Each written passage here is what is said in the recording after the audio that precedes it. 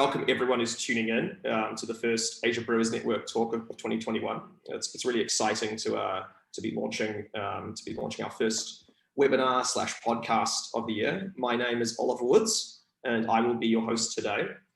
Today we've got a really special guest, and I think we're quite excited, Charles and I, to be talking with Jim Sung from Jim and Dad's Brewing Company. Jim is the co-founder along with his father, and his destination brewery, which we're talking all about, and I'm really interested to mine Jim all about the information about this idea of destination breweries, but also the idea of building brew pubs and building breweries outside of major urban centers. And I think the interesting thing about Jim and Dad's was they were Taiwan's first destination brewery. They're brewing in a city called Yilan, which is a city on the east coast of Taiwan, near a major highway. And they actually apparently share fresh water from nearby mountains with the neighboring, and some of you may know this, some of you, if maybe you're not familiar with Jim and Dad's Brewing Company, but you might be familiar with Kavalan, which is a Taiwanese whiskey distillery, and it's built a lot of very good reputation for a very high quality whiskey. And you know, one of the cool things I think about Jim and Dad's is they've also got a gastropub experience on site. So they've got, you know, the full range of cuisine. And I think we'll talk a bit about food pairing later in the episode. But, you know, more than all this, I think it's easy to describe what someone's doing and you know, talk about the basics of it. But, you know, I think when you look at the coverage of Jim's work and Jim's evolution around building his brewery, you know, the South China Morning Post called him part of Taiwan's new craft beer wave. You know, Smithsonian Magazine in the United States said he's one of the leaders of the whole country's craft beer renaissance. And I think when people use those kind of words and terms to describe someone, we're not just talking with the co-founder of a brewery or a head brewer. We're talking with someone who's doing something, I think, a bit more important than that. I'm not saying those things aren't important, but someone who's doing something that's quite important at a national level. And you know, I think one of the other things that's really interesting about Jim, and we'll talk about this, but to give everyone some context, is Jim is also a podcaster and has actually built a reputation in Taiwan and broadcasting in Chinese language, podcasting, and not just in the beer scene. We're talking with other entrepreneurs and kind of adjacent industries as well. So just before I start badgering and firing difficult questions at Jim, just to give some guys some quick background about the Asia Brewers Network, we'll call it ABN in short. The ABN is basically a resource and media portal that's really dedicated to brewing, bringing craft beer news, but also for the broader beer industry as well, insights from around the region, industry trends, and also educational opportunities. I believe that today is a good example of one of those educational opportunities. If you're listening in or you're thinking about joining for the session, I think we're going to anchor the session a lot on the journey of Jim's journey to build a brewery, but also talking about some of the other stuff around entrepreneurship in the beverage scene, what it's like to be running a business in a country like Taiwan. And I guess his things that he's learned that he can share with you, particularly if you're building your business now, you're just starting out on your craft beer journey. So Jim, I know that was a long introduction. Thanks for waiting while I rev up the crowd. Thanks for joining us. Thanks, Ollie.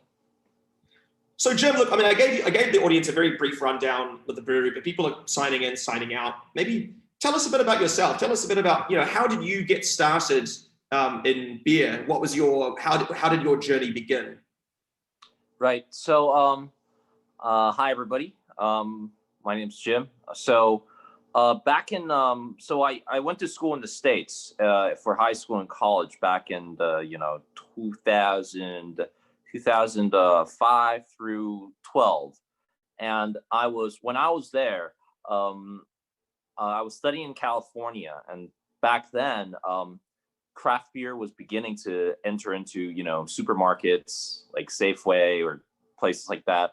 And when I was going to school, I picked it up. I saw Stone, obviously, Anderson Valley, which is a big one in California, and I had a taste of those beers, and I thought, these are fantastic, much better than whatever some of the other people are drinking. So, but I never gave it a second thought, and I came back to Taiwan. I worked a couple different jobs. My last job was working for Deloitte in Taipei, and while I was working, it was a good job. I liked everybody there, but I felt like I wanted to do something more. So I started home brewing because, I couldn't find the kind of craft beers that I really missed. So I decided I was going to start brewing myself. So that kind of just snowballed into whatever I'm doing right now. So what's the single most different part of running your own brewery versus working in Deloitte? Oh, geez, it's actually I actually think it's quite similar. It's very similar because you're doing taxes all day. Yeah, no, but that's a joke. That's a joke. But I think I don't think they're similar at all. Back then I was going to work. It's a 9 to 5 job. You go in. I was doing admin duty, so I didn't really have to do overtime and stuff like that. So it was a good job, but I just felt like I needed to do something more. So I picked brewing up, and just went from there. And I mean, you tell us a bit about the brewery. So the brewery is located outside of Taipei. Is that right? Right. So let me talk about the brewery. So when I started, I thought about, I wanted to do something that's because I think I need to give it a little background information how the government regulation affects for sure in Taiwan, because I feel like this for this industry, for craft beer especially, a big part of it is how the government regulates it, and it changes how you should run it. So in Taiwan, you're not allowed to set up a brewery inside a city, even as part of a kitchen or anything. So you have to be somewhere like a factory zone, so industry zone. And what happens is if you do set up a brewery, it's very hard to run it as a destination or run it as a brew pub, because you're going to have some furnace next to you, or some really chemical plant in front of you, and nobody's going to come out. Nobody's going to go there. Nobody's going to come visit you. So you have to sell off-site, and it's really tough. So I thought maybe I should go further. I should go not so close to the city. Go somewhere that is far away from the city. And so we went out to Yilan, which is around. You have to drive through a tunnel, drive through the mountains and a tunnel, which is maybe about 60-minute drive. So it's quite a bit far away. That's quite close, right? Or the Taiwanese see that as a really long way. Right. And we found this location, which is, it was a very lucky location. It's an industry land right in the middle of farmland. So we just picked that place out, and we decided to make it into a brewery so that, you could still have the good scenery. You could still have that, the location it's a good place to visit. It's desirable. And that's basically why we picked the place. Another big part of it is also that, initially when I thought about brewing, selling craft beer in Taiwan, I thought about, because craft beer was such a new thing, I felt like I needed to have a location that is attractive to people, that people are interested in coming in. And I just figured I need to have something that is, like a destination brew. People can come in and I can tell people about what I'm doing, Yeah. And I mean, that's a great, I mean, what is a destination brewery? Because I think a lot of our listeners might not be familiar with the idea of it, or, it's right. Yeah. Tell us more about that. So a destination brewery is kind of like, I always, this is the story I always tell. When I was in the States, I was in Northern California. I was in the Bay Area. And we would, my family, my friends, we would go up to Napa Valley up in, wine country. And we would go visit some of the wineries. And I've always been very surprised and impressed by how well they run that place, run those wineries, because, it's good scenery, sometimes good food too, friendly service. You come in, everything's pretty, everything's nice. and you don't know anything about wine, but when you're at that location, whatever that person is telling you, you're just like, yes, you're right, exactly. This wine tastes fantastic. I'm gonna get 3 bottles, even they're very expensive. I'm still gonna get it. And then you take it home and you drink it, and you just kind of go, doesn't taste the same anymore.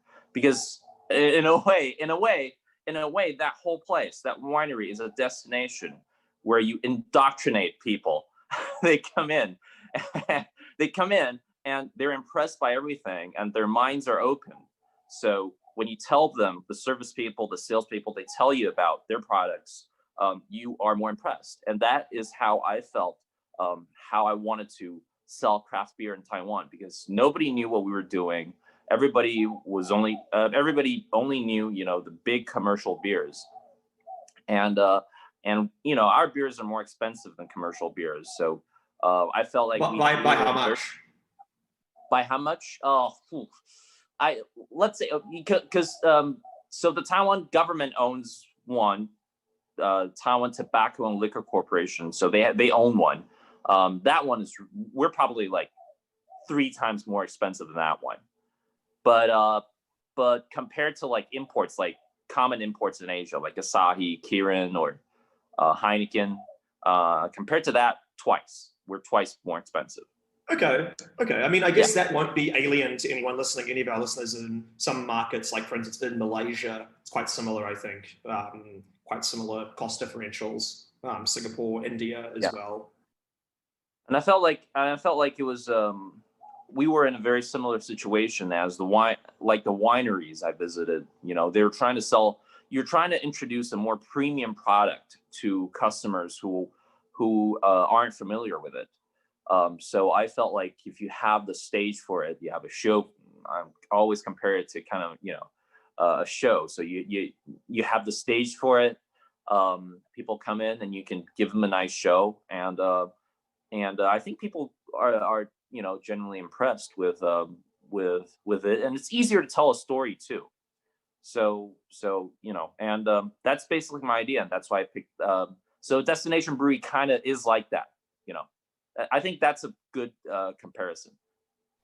And I mean, it's such a cool idea, right? And it makes sense in a very basic way that as well. If you create that awesome environment, it adds so much more value to the guests, to the customer. As you were talking about Napa Valley, I mean, frankly speaking, I understand. I'm no wine expert, but I know Napa Valley wines actually have they have a mixed reputation globally amongst global wine experts outside of the United States. But the environment is so much fun, and I think you see this in places like around South Australia, in Australia, in New Zealand, in areas like Marlborough. Now there are even wine regions in India that you can visit. A friend of mine runs wine tours. But back to the your brewery and brewpub and that whole experience you've created to indoctrinate people, as you say. I mean, I'm all up for craft beer indoctrination. Okay, great Taiwanese cuisine. That sounds amazing. But what was look? It sounds great. Like, the strategy is awesome. But what were the challenges you faced building that experience outside of Taipei or Kaohsiung or like a major city? Because I'm sure that building a destination brewery, it sounds great, and it sounds good, and it sounds awesome. But I mean, what kind of challenges did you face building that up in a smaller city or outside? Yeah, like from a service perspective. I mean, I can't imagine what challenges you faced. So I think there are a lot of challenges, and I think we're very lucky to be able to succeed the way we have succeeded. But I think we're very lucky. But there are a couple of things that we paid a lot of attention to. First of all, was location. It was outside the city, of course, but it's a very nice scenic area. Catalan whiskey, like I said, like you introduced to all the guys, it's all the people out here, because it's a very famous distillery. It's a destination distillery in a way. So being next door to somebody like that definitely helps. Yilan is already for people who are not familiar with Taiwan, Yilan is already the go-to place for people in Taipei go when they want to go to the countryside. So they're just like, oh, I want to go. You know, yeah, we want to go. You know, we're tired of the city. We're going to the countryside for the weekend, and that's Yilan is the place you go. So that's part of the reason why we picked there. So these are probably some of the bigger challenges. The biggest challenge is, of course, getting people there. There's not a lot of public transportation in the countryside, so people tend to have to drive there. And I think in a lot of Asian cultures, the primary driver is the person who's drinking.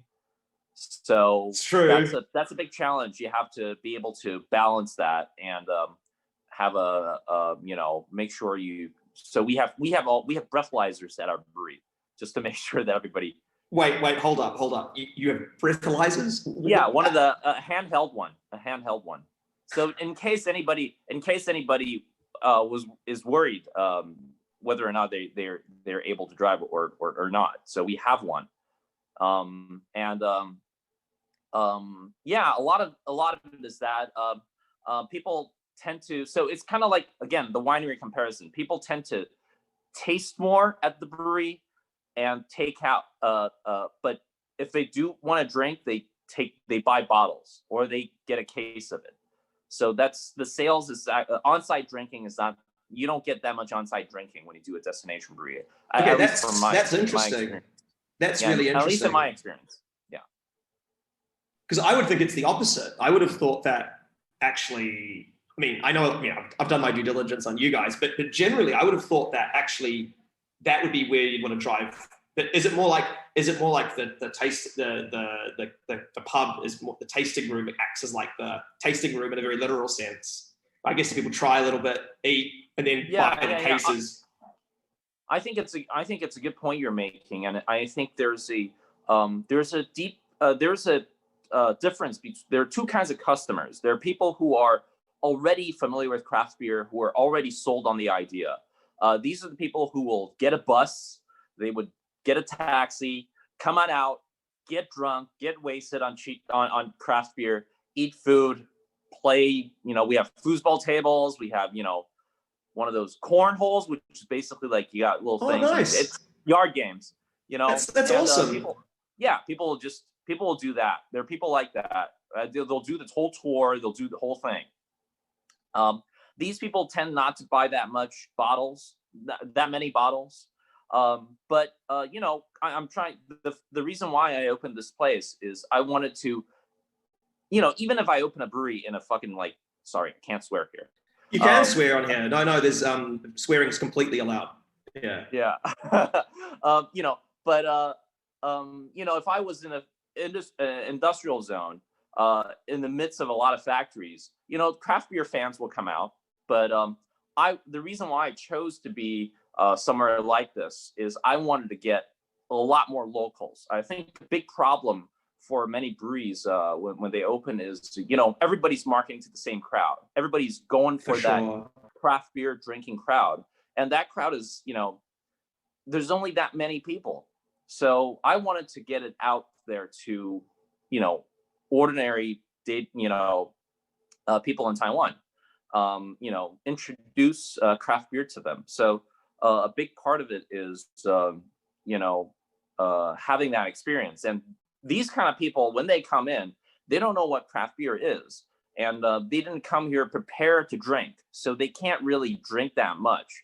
But, we give them little, tasting glasses, and they can taste a little bit. Oh, this is an IPA. So, oh, that's very interesting. This is a dark beer. This is a stout. Oh, that's good. This is a kumquat beer. Oh, wow, I really like this one. And, I'll get a case of this. I'll get 6-pack of that, and bring it out to my car, that kind of customer. And that's, I would say that's probably a good 60% of my business. Really? Wow. Again, that's surprising because, we talked to Richard Kim from Playground, and he's in a similar destination. He's, built in Goyang, which is to the south of the DMZ in South Korea. And he was saying something, it's probably a lot less for him, but that's really interesting that you've been able to build up that local crowd. And when you say local crowd, are these people living in the neighboring towns? Oh no, Or Yilan is the place where all Taiwanese people go right, visit for their countryside experience. So we get right, people okay. from all over Taiwan coming in, and But they're you not. know, yeah, But you're saying that so the people who are coming in, they're coming from other places, but they're yes, not like yeah, craft beer. They're not coming in with Untapped installed on their phone. yes, exactly. Yeah. And I always feel like that's something that I really wanted to do. I wanted to bring it to the masses in a way, that to at least let people know that there are craft beers out there, because uh, most people in Taiwan are only familiar with one type of beer, which is the commercial lagers everybody has. So Yeah, no, I mean, look, I mean, it's interesting, right? Because you started the conversation before about Taiwan's beverage industry and how regulated it was. I mean, basically, I yeah, think, wasn't it before 2002, it was kind of like a government monopoly, wasn't it? Like the government basically ran it, or their right. board ran it. So yeah, so initially, I think the government ran a monopoly on the beer industry for since 1945 or something, and then I think in the late 90s, they started to open up to imports. So Right. Japanese imports, yeah, international imports, and then in 2002, you they finally allowed regular people to open their own alcohol producing, excuse me, industry, factory. So that's it's only been it hasn't even been 20 years, so it's quite new. And in that context, I mean, I think this is, before we talk about, we're talking about the destination brewery experience. We'll definitely start talking about some of the beers you've made, and like the kumquat beer and the coffee amber and the all the other cool stuff you've done. But I am interested as from the business model perspective. So we've talked about setting up that brewery outside of a major center, tapping into that destination brewery culture, building that great on-site experience, and also kind of breaking through in in a market where craft beer is really very new, even just from an industry perspective. I mean, from a business model perspective, your company's name is literally Jim and Dad's Brewing Company. And, I think for having family involved in, I mean, I know your dad's involved in the business, and I think to anyone, we probably don't have to explain that if it's the name of the company. But initially, I thought that was maybe just a gimmick or just having a laugh. In fact, and before we'd even met, when I'd heard about you guys, but your father is actually a partner in the business, and I know this isn't unusual. Family businesses are everywhere in the world, right? And I think particularly in Southeast Asia or East Asia, it's very common to have family really involved in day-to-day business activities and investing in one another. But it is, to me, somewhat unusual in the beer scene. I know it's not unheard of. I know there are probably people listening who've got family involved in their business, but I mean, is that so? Your guys' model, you run it as a family business. Is that how you would describe the business model of Jim and Dad? I think because I meet a lot of other entrepreneurs out there who work with their families and stuff, Right. and a lot of people and I'm sure a lot of listeners will probably know that a lot of people have trouble working with their families because they tend to be, there's a generation gap, the generational gaps. People have different ideas about how to spend marketing money. That's a big one. And things like that. I think having a good relationship and a good, how do you say it? A good trust, a nice trust between me and my dad. I think we have a good, he trusts me with most of the decision making. And whenever I make a decision, even when a big decision, even when he doesn't need to be involved, I always let him know. So he knows if I'm going to make a big decision that he will be notified and consulted on. And he also knows that so it's a good trust. It's he knows that I'm not going to do anything crazy and I'm not going to do but in a way it works out. and yeah, my dad is generally a very I think not your typical Asian parent. That's how I'd put it. So so it works very well for us. Yeah. And I mean, as that's evolved, because you guys have been around for a few years now, I mean, Yeah. have you kept that, as that's a structure, that structure of trust, communication, notifying one You another, know, you leading the daily operations, that's persisted, or you've been able to keep that intact? Because I guess some people listening, maybe they could get funding from their family, or they could try and convince their family to do it, but you're kind of like the canary in the gold mine. You're someone who's done this and put it into action, and it's been successful. I think a big part of it is I think a big part of it is family culture. Right. And my dad isn't just funding is one of the things he helped on. Initially when we started, because when I started running building this brewery, I was a 25-year-old marketing student, right? A marketing graduate, 25 years old. I have no idea how to run a company. I don't know how to do accounting. I don't know how to build a factory. I don't know how steam works. I don't know how electricity works. I think I flip a switch, everything turns on. So and my dad is an entrepreneur, and he runs his own. He built his own factory 30 years ago. So he has a lot of engineering experience in terms of making sure everything's planned out, and making sure contractors aren't trying to get too much money off of you. So he was a big help in that. I would get everything, and I would send it to him, and he'd be like, "That's too expensive. That's bullshit. That's bullshit." And he would always a lot of things you wouldn't even think about, even like worker safety. You're working in a brewery, there's a lot of safety issues going on there. But usually you need somebody who is very experienced in that, and my father is. So he helped us with all the SOPs and the safety ideas, how to plan anything out, make sure this is not, these two things aren't together, make sure they're separated, make sure you mark them, things like that. And he also helped with quality assurance and quality control, because he needs to do that at his factory too. So he taught us how to properly manage quality in terms of paperwork, in terms of keeping records, and in terms of cross-checking. So you always have people cross-checking each other's work, so you never run into quality issues. That's quality assurance. So things like that initially, and he was heavily involved. And once we kind of took over everything, me and my brewers, we kind of took everything over, and we ran it slowly, and everything started to stabilize. We got good business coming in. Quality was, going up, became better and better. And then he's less involved now. I don't think he's even involved in day-to-day.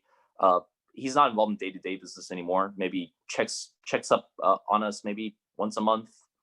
It's about it. So it's a big, I've been doing this we've been open for 6 years now. We've been doing this for 6 years now. So it's a slow process, but worked out very well for us, I guess.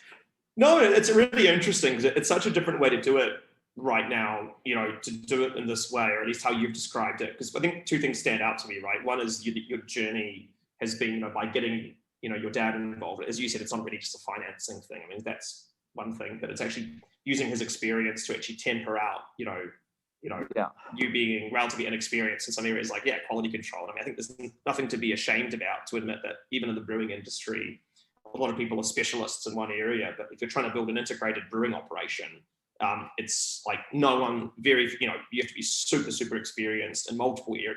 You need a lot of different skill sets. And I think the other thing that's interesting is what you've talked about, and we've talked about this before, not on this call, but how you kind of prefer that slower approach, and that kind of maybe the family business is rubbed off a little bit in that sense, where it's like I understand you guys actually own your own land. Is that right? You actually own Right. or you lease on the site. Like the structuring you've done, you're not one of these kind of vaporware breweries that pops up for 1 year, tries to get sold to Lion, or one of the big brewing conglomerates, and then disappears, right? You guys are much more in it for the long haul. That's the impression I get. Right. So when I started out, I thought about, because I was relatively inexperienced in terms of brewing or in terms of, selling this anything. I think I thought about it, I thought about how to do this many times over. There's an idea that you can just, you want to run a business. So you go ahead and you hire somebody with, 10-year, 20-year industry experience, come in and be your brewer. And then you get an experienced marketing team on board, and you produce, you sell, and hopefully you catch enough market share, and you can sell it to somebody else, somebody bigger, or and I thought about it like that because I went to school in Silicon Valley, so very used to that mentality of getting an experienced team together, build something great, get your market share 3-5 years, and sell, or however you're doing it. Yeah, that's a way to succeed. And I thought about it, but then in the end, the reason why I decided to open a brewery is because I enjoy brewing myself. I enjoy the process. I enjoy making beer, and I felt like if I hired somebody with 20 years experience, I would have no idea how beer is made. I would never get involved in it because I won't have the opportunity to get involved in it because I'd probably be running, the business side of things. And I didn't want that. So I decided we hired a consultant, industry consultant, to come in to teach us how to brew and to, brew with us for a month.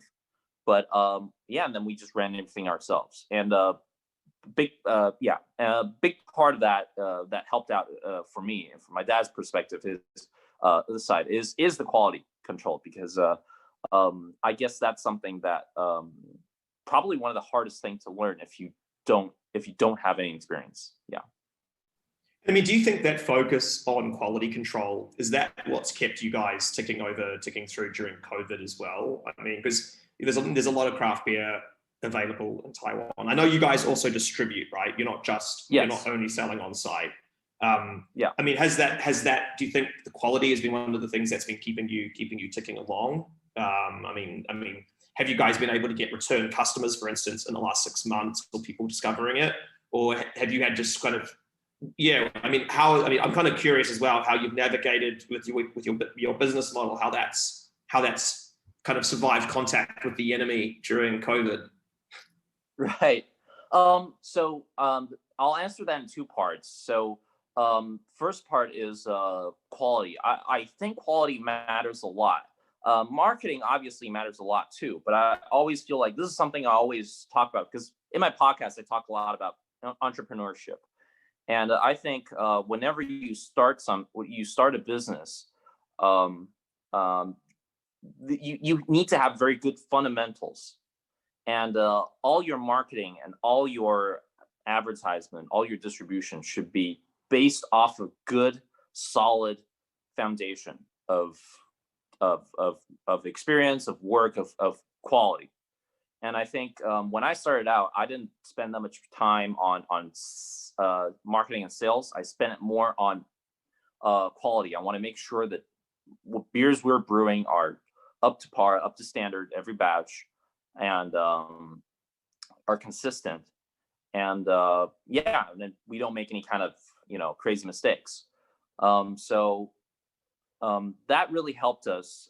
In the beginning, it was a bit rougher, but it definitely helped us to obtain returning customers and also build a reputation of brewing consistently well brewed beers.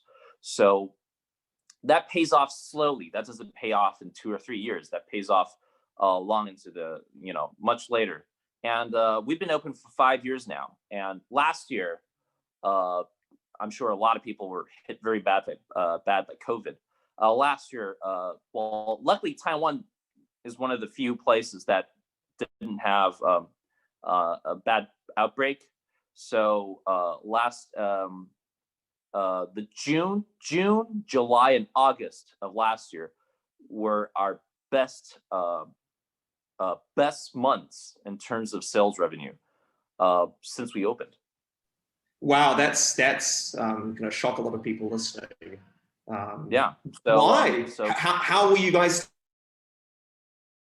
still doing well? Is it purely because of what was the reason? I mean, obviously, I know you guys make good beer, but how did you do so well? I think people are not, people aren't traveling abroad. People are looking for places to go. People are, I don't know, but I think a big part of it is just people are looking for places to go. We did very well in Yilan at the brewery. And for some reason, I think last year, a lot of restaurants and places started to look inwards instead of expanding overseas. So, and when they ask around, it's like, oh, we want to expand into, maybe a Japanese yakitori place. So but we want some specialty kind of beer. We don't want, your typical Japanese beer, because we want to build something special. Who should we look for? It's like, oh, Jim and Dad's is pretty good. Oh, really? Well, let's go talk to Jim. I guess part of it is that. So I don't really know, but I felt like last year really paid off for us in terms of making sure everything was done right and making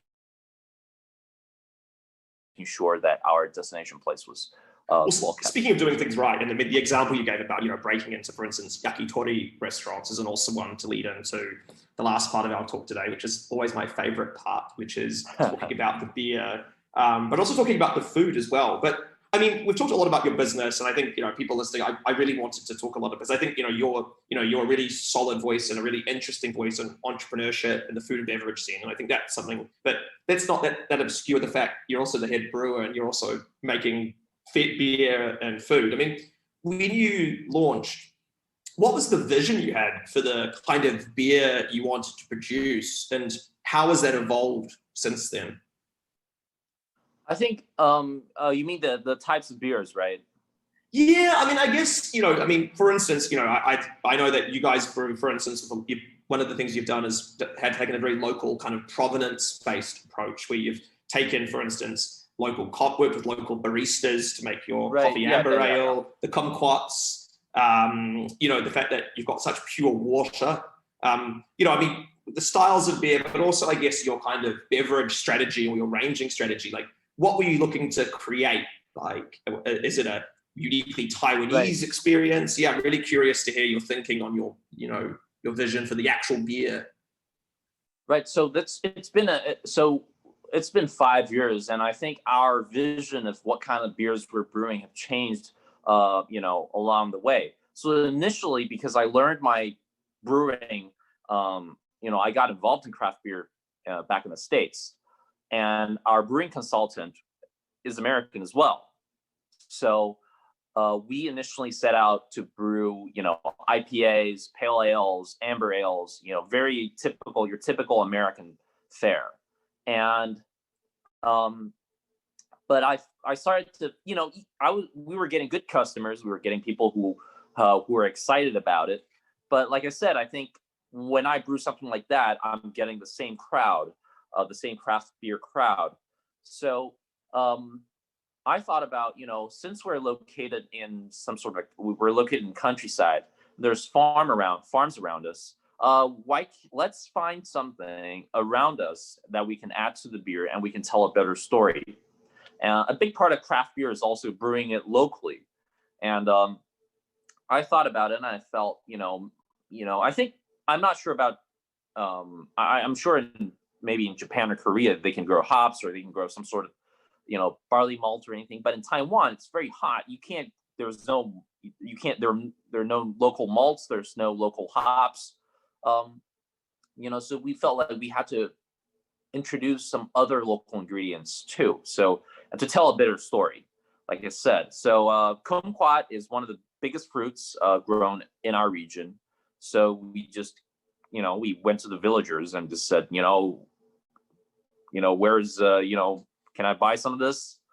We're like, yeah, sure. And we got the kumquats, we pureed it, and we added to American wheat beer. And then we brew that every year, and we only brew it fresh. We don't use frozen juice. So we puree it once it's picked. I'm gonna brew a batch or a couple batches, and that's done. We're not gonna brew it until next year, the next harvest. That's one of the things we did, trying to be more local, but that's still based more on the American style. So since last year, we started to even go more local. So we brewed a tea beer, which is basically we infused black tea leaves in the beer during fermentation, and get some of that tea flavor out. And it's really hard to define the style of that beer anymore, because it's a crossover between a tea and a wheat beer, and it's very hard to pick out the flavor profiles. And then last year we did a really good one that was really successful, and we were on TV for it. We brewed a herbal, traditional Chinese herbal medicine.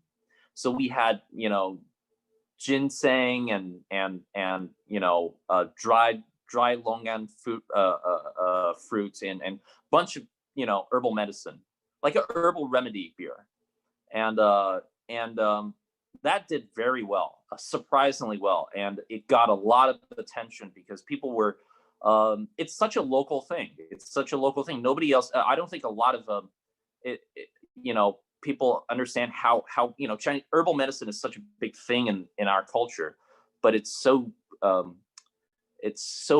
interesting to combine that with craft beer, and that one got a lot of attention. It sold very well, and that's becoming one of our best-selling beers too. So, I guess it's a bit rough, but the idea is that we started out with something very American vision, but I slowly, our best-selling beers are still the IPAs and the pale ales. I'm not, but there's another section of our business that is growing, that is, with tea, with herbal medicine, something that is very traditional and very connected with the local culture. I think those two things pretty much, balance out. Yeah. And you also did that project with some baristas. I read about. Yes. Taiwan's got a great coffee culture. Taiwan's got a great coffee culture. With if anybody get a chance to visit Taiwan, Taiwan's got a great coffee culture, and the idea is that every barista is different. Everybody they roast their own beans and stuff. So we try to work with the one guy we worked with is kind of one of the more famous coffee roasters in Yilan, and the idea, it was a crazy idea. So we built a device where you have a nice filter inside, and we put the coffee beans grounded up inside that filter. I mean, we run a pump through we pump the beer through the top and let it drip out at a cold temperature, basically cold brew coffee. That's how you drip coffee, right? Or almost like it's almost like you're dry hopping with coffee, with coffee beans. Yeah, ground coffee beans. You're using a torpedo to do coffee to do the coffee beer, and it was a very fun project, and it's a very surprising beer, and I think the coffee roaster was like, oh, you if we're going to use this method, it's going to take 3 days to get that flavor out. It took about 3 hours to get the flavor out. 3 hours, and he tasted it, and he was like, oh, that's enough coffee flavor for this beer, and that was like I said, that's part of the fun. It's not, we don't sell that well with that beer. That beer doesn't sell very well. Numerous reasons, I don't know, but I definitely I'm in this industry for having the opportunity to do things like that, because that's just great fun. No, I'm into that. You're speaking my language as well. It's super cool. It's super cool what you're doing, and I think a lot of brewers around the region could learn from that without just. So I think there's one thing about using local ingredients, but I think there's another about adding that layer of working with baristas, building your own custom machine, experimenting, and constantly trying, right? And not just because it's not selling super well now. I mean, obviously, even these stories get a lot of PR and news. And the other thing that I'd seen that you guys had done in the past, and I know I don't know what the current state of it is your barrel aging program. Right. Yeah, and I know that's something that you guys must have been one of the first brewers. Because when I checked, I think you'd started at 3 years ago, right? Or I'd seen on Untapped people had started reviewing it more than three in 2017, or maybe even before. Is that something you're still working on? Is that something that, I'm curious to hear about barrel aging, because that's really in vogue right now. Now a lot of brewers around the region are doing that. They think it's cool, but I'm interested to hear your take and experience on it. I think we are the first one, or one of the first ones to do barrel aging beer in Taiwan. And probably one of the first in the region to do it at a commercial scale with multiple beers as well across an extended period. Sorry, but I just want to give you the full credit. Like, not a lot of people have done full programs, right? They might have 2 or 3 seasonals and it kind of disappear, but it seems like you've kept it going. Yeah. So for us, barrel aging beer, we started, like you said, I think it's around 2017. So, I don't think a lot of people in Asia were doing barrel aging back then. I just wanted to do it because I read on the news, barrel aging beer is pretty cool. And I was like, that sounds like something we could do. And we're right next to a distillery, right? So I felt like it's a good idea to do something like that. So I went ahead and called somebody in the States and got some barrels in from the States, and we brewed a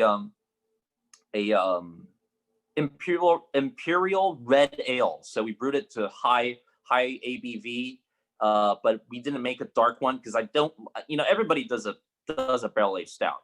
I didn't want to do a barrel aged stout. I feel like, if I want to get a barrel aged stout, I'll just get some, there are a lot of ones available.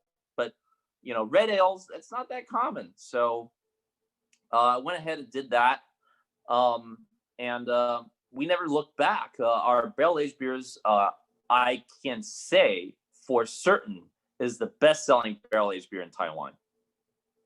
Congratulations. In terms of volume, I am very sure of that. And we win. Most of our awards are won by our barrel aged beers around Asia. How much do you make? And what do you do? How are you packaging it? I mean, is this all in bottles, or are you putting it on draft, or? We mostly in bottles. We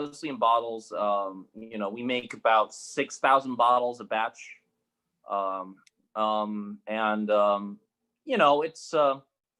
It's so we actually sold out of it right now because we were very busy last year, and we were making beers that were that we were focusing on beers that require a shorter amount of time to go to market. So we didn't brew that much barrel aged last year because we were way too busy to do it. But we're still doing it. We still constantly do it. It's not like we're the best selling barrel aged beer in Taiwan, but it's the volume is very little. It's not big market, but it definitely is a prestige kind of thing. Like I said, we win most of our awards with the barrel aged beers. The Imperial Red wins constantly. Whenever we enter into a competition, it wins. It just won in Japan the International Beer Championship. I'm not sure which one, but it won gold medal and it won category champion. So it's category as in all the barrel aged beer, that was the best one. So I'm very proud of that. I'm very proud of our barrel aged beers. We go crazy on it. We use bourbon barrels. I've used brandy cask. I've actually one of the beers we brewed only once, and it won a lot of award. It won an award, but we only brewed it once because it was impossible to get it. Again, we use cognac barrels from France. I actually got cognac barrels from France. From the Champagne region, Petit Champagne or something like that. We got it from that place, and we got barrels and brewed like a Belgian dark strong with that. It was a fantastic beer, but I just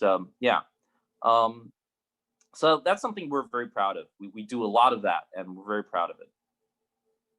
No, that's awesome. And look, kudos to you for not only just doing local ingredients, working with local providers, but also driving that innovation in a whole subcategory of craft beer in Taiwan. Now, we've actually still got a decent audience listening in. I had one big couple of questions I wanted to ask you, Jim, because Jim, you are Taiwanese, and I dearly love Taiwanese food, as many other people I know do as well. And Taiwan has a reputation for some amazing cuisine. Now, I'm really curious. Obviously, you guys have a restaurant on site. What are the top food pairings you've seen? And it could be in your restaurant, it could be out in the wild, that your beer has, like, with kind of more Taiwan, Asian skewed food, or even Western food. I'm just curious to hear what your favorite food pairings are with your beers. My favorite food pairings. Oh, that's a good question. Okay, this is not, I'll answer that question in two parts. So for our brewery at our location, we actually don't sell that special food because I'm not a cook, I'm not a chef. So we basically just have fried stuff and pizza and stuff, American fare, typical American fare, for the brewery. But whenever I go, we work with a restaurant that sells I think they have 10 shops now across Taiwan, and they do this it's kind of yakitori, but it's Taiwanese, so it's like Taiwanese street food. Any kind of things on a skewer, basically. You put something on a skewer and you grill it, and you eat it with some sort of a soy-based sauce on it. It's fantastic. It's cheap. We brew a custom beer for them that is, I think it's I call it a golden ale, but it's not really a golden ale. It's kind of like a very light. It's a lighter version of an IPA. So it's about 5%. It's not that hoppy, but it's got hop flavor to it. And I think that Amarillo hop's got that fruit character, lychee fruit character that goes very well with soy sauce based kind of yakitori kind of thing. So I think that's one of the best fruit pairings. You're making me so thirsty. I'm actually having I had a beer, which I know you even got a beer with you, but I'm having a beer, have a sip of this. You're making me salivate just talking about this. It sounds really good. So you guys actually brewed it for them. That's pretty cool. Yeah, because I wanted to brew for that project. I think their English name is Wild Barbecue, and I wanted to make a beer for them because their idea was that they have this. It's Taiwanese yakitori. It's got that flavor, and it's something that you can buy at night markets. But they basically made it into a restaurant, and I felt your typical American IPA is not going to fit that because the American IPA could be too overpowering. But I didn't want to brew like some sort of boring commercial lager too, because I felt like if we were going to do that, they could probably just use one of the Japanese guys, right? One of the Japanese breweries, right? So I thought we could make something that is in between, something that is that goes very well with that food, but doesn't overpower the palate when people are eating those skewers. So we made a very I think it's Amarillo. I think mostly Amarillo hops, and it's I love it. It's one of my favorite beers and one of my favorite beer and food pairings. That's an amazing answer. I'm curious, what goes well with Taiwanese? I know Taiwanese beef noodles, something that I personally love. Is there any? That would probably be a stout. That would probably be a stout? darker. That would probably be not really a stout, like a lighter version of a stout, maybe a light porter or something like that. Or like a dark lager, maybe, or something like that. Yeah, something like a Munich. Yeah, like a Munich. Like a Schwarzbier. Like a Dunkel. Yeah. Yeah, like a Dunkel. Nice, right? Yeah, and it goes. So that's actually a nice pairing. Okay, I'm making mental notes now. I'm gonna try that the next time I go to the one Taiwanese restaurant in Ho Chi Minh City. And I don't know about your opinion, Ollie, but I think you're in Vietnam. You're in Vietnam, right? That's right. I think Vietnamese food goes very well with IPAs. That's just my personal opinion. I think they go, especially the cold stuff. Yeah, it cold does. stuff when they add the cold dishes where they add a lot of fresh vegetables in there, like sprouts and stuff. Like it goes fantastic with It IPAs. almost, Just my it's opinion. fun. No, it's funny you should say that, because I never really thought about it like in that sense, like with very traditional Vietnamese food. But I know I'm not being accurate with my descriptors here, but it almost heats it up, if you know what I mean. If something food is like, it warms it up in your stomach almost, or in your throat. It's almost like it's heaty to have some very cooling food. I know the viewers who aren't familiar with East Asian kind of medicine and what you were talking about before, Jim, around ginseng and things. But yeah, like that very cooling food, and you mix it with like a nice pale ale. I mean, the other thing that you'll see here is brewers like, so I'm drinking Heart of Darkness, which is a Vietnamese Saigon-based craft beer. There's a lot of other brewers who are making great pale ales, IPAs, East West, Pasteur Street, Daimei, many, a whole range. And yeah, to your point, I've noticed that IPAs are also very popular amongst. You wouldn't think they would be. You would think Vietnam would be still much more of a draft lager, kind of like, industrial kind of communist commercial lager place, which those beers are still very popular. But you're right. I mean, IPAs and pale ales do go well with the food. And yeah, particularly when the weather's like it is now, where it's actually a bit colder. So I think a lot of people think that, Vietnam is constantly sweating hot, but it's actually relative. It's a bit colder during this around before Tet, Chinese New Year. But yeah, have you managed to come over to Vietnam? Have you tried much of the beer here yet? Yeah, I think I was in Ho Chi Minh City. I think early last year. No, not early last year. I was there in 2019. I think either 2018 or 2019. I can't remember. I remember going there visiting. I remember visiting Heart of Darkness, Pasteur Street, visiting East West. That I think that's when East West first opened. I think they were just open for. And I remember going. There was Winking Seal. I think this was one of them. I remember going to a bunch of those places. Yeah. Yeah, I mean, look, I think Vietnam's lucky, right? That I think Vietnam and Taiwan are similar. That both were markets that were functionally monopolies. But I think Vietnam liberalized the market, really liberalized it much earlier on. And the difference that I think we had from Taiwan was that in the 90s, a lot of people who were coming back from studying in the Eastern Bloc, so people who were coming back from Czechoslovakia, the German Democratic Republic, which is now referred to as East Germany, for those people actually set up craft breweries.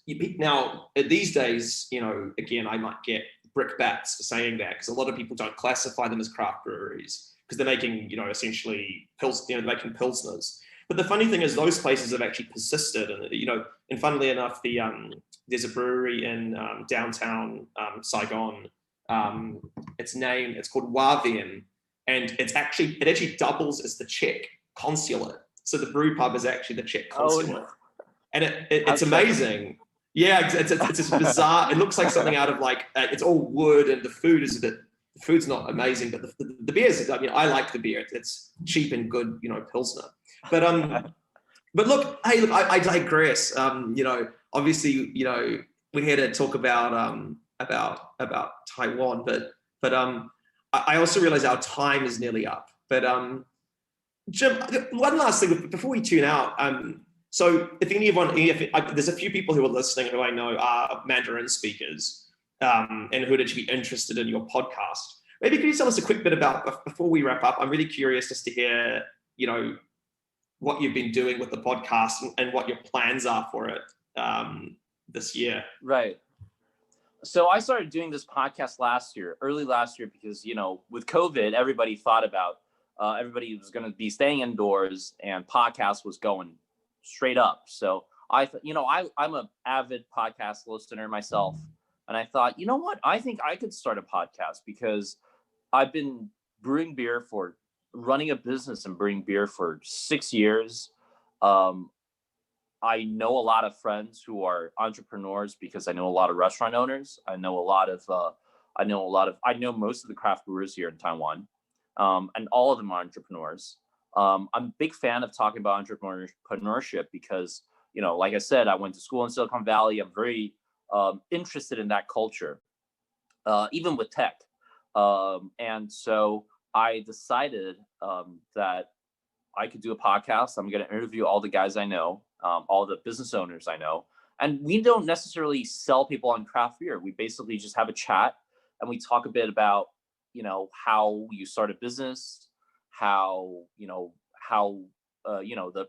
the troubles with setting up a business and running it. With brewers, we talk about how to, expand the market for craft beer, how to, things like that. I even talk to importers, and in terms of, we talk about how to find a good partner to work with, a good brewery to work with, business, business and market. So, I just did that. We get a good enough crowd for each episode. And I just finished season 1 last year. I'm planning on doing season 2 starting after Chinese New Year. So I think the first episode comes out after Chinese New Year. And it's just something that I felt like it fell into my lap because podcast was going to be a thing. And I just I know a lot of people to interview, And if someone wants to find your podcast, what's the name of it in Mandarin? Okay, in Mandarin is you can go on Apple Podcasts, Spotify, any of the big platforms. You can find it. It's called 以酒会友, which is meeting friends through alcohol. And, Nice. It's a good podcast we do. Yeah, that's awesome. It's 会酒会友, right? Is that right? 以酒会友, yeah. Yeah. That's a great name as well. It translates beautifully into English as well. It's awesome. So look, I mean, guys, I think we're, our time's nearly up for today, but I've got to say, Jim, it's been a real pleasure talking to you. And I think from all of us at ABN and personally, it's really wonderful to talk to people like yourself who are really enthusiastic, interested, but also about how open you are to sharing your experience. I think it's really awesome, and it's really valuable, not just for the people listening live, but we'll be uploading this as well. If anyone missed any part of the series, we'll be on Facebook. We'll also upload this video to YouTube soon as well. But Jim, look, I can only wish you the best in the coming months. I hope you have a wonderful Chinese New Year, and hope that business continues to roar. Oh, I hope so too. All right, Jim. Well, look, take it easy. Take it well in the next for the rest of the day. I hope you have a nice, relaxing Saturday. And again, really appreciate your time today. Thanks for joining in. For anyone who wants to find out more about Jim and Dad's Brewing Company, the easiest way of doing it is going onto Google and typing in Jim and Dad's. I probably didn't need to tell you that. That's Jim, Jim, and Dad's. They're on Facebook. They're online. They're on TripAdvisor, and of course, they're on Untapped. Jim also shared the name of his podcast as well earlier. So if you're a Mandarin speaker, if you are 说 Zhongwen or 说国语, I should say, in Taiwan, you can find his podcast online. It is in Mandarin, so don't be disappointed if you're an English speaker. And otherwise, thank you so much for all listening in. From all the team at the Asia Brewers Network, if you ever want to find out more about us, you can find us on Facebook, Asia Brewers Network. Network. We've got a whole lot of insight, education, content, all about the brewing industry and brewing industry activities. So thanks again for all of you for listening in, and we will be signing off until our next ABN Talks. Thanks again, Jim.